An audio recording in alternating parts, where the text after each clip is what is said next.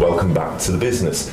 Now, there's a lot of people out there that are asking a lot of questions about how the renewable market's going and what's happening and is Siemens coming and who's doing what. Well, I've got someone with me now who can hopefully answer a lot of those questions. It's Andrew Morton from Footprint Renewables. So, tell us, what's happening in the market then, Andrew? Well, the market is obviously huge. It's not just about offshore wind, but that's the area which a lot of people in the Humber area anyway are very interested in. It's obviously what sparked Greenport Hull and hopefully the Siemens development within time, and that will be where the factory will be, hopefully, and lots of jobs. I think the market is evolved even over the last 6 months. In fact, I think 6 months ago people were very much just getting to grips with what renewables were about. I think now there's lots of businesses in the Humber area who want to know how they can get involved, and so now they're all about preparation, it's all about education, and there's also some collaborative working going on. I think the big overseas players want to see companies, SMEs come together and think about how they're going to offer a service or a product, and that's what's going on, I think, in the Humber right now. I think from my point of view and talking to a lot of people out there, and one of the problems I foresee happening is that because nothing's happening at the moment, Siemens have said that they are coming, everybody's getting excited about renewables in the Humber and Yorkshire area, but nobody's committed to bringing on apprentices to do this.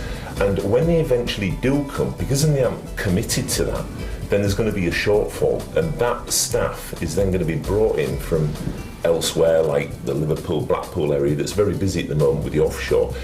What do you think to that? I think that is a genuine concern, and I think it's been flagged before as one of the reasons or hurdles that the industry needs to overcome, otherwise it might not get the growth that we expect. However, there are good things going on there. I think the local colleges and universities are getting themselves up. I know there's very good work going on at the likes of the Grimsby Institute with an apprentice course there, and they've got a centre which is fantastic, and it's really coming along. What people need to do now is to prepare, and again, as themselves as individuals, and think about how they can get involved in renewables, go to these courses, seek information, and really upskill now, because it will be too late if they leave it another 2 years. I think also the other area where we need to concentrate on is the petrochemical industry. A lot of the skills they've got are going to be completely transferable towards the renewables, and those people need to think, well, is it something for me? Is it something that I need to do? And perhaps they just need to think about as well how we're going to fill those roles. So there will be that sort of conveyor belt of jobs that come along, but people need to really sort of go out there and get it for themselves. It won't just happen. Yeah, that's a great point, Andrew, because we'll just cap off there. If I can give one word of advice on this, is that it's no point just sat there thinking, well, it'll come to me. Andrew said a great point there. You really need to get your apprenticeships.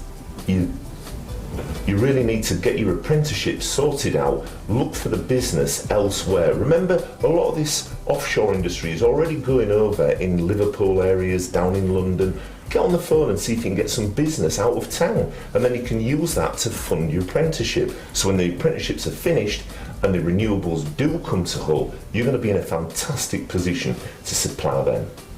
Great being with you, Andrew. Thank you very much. Always a pleasure.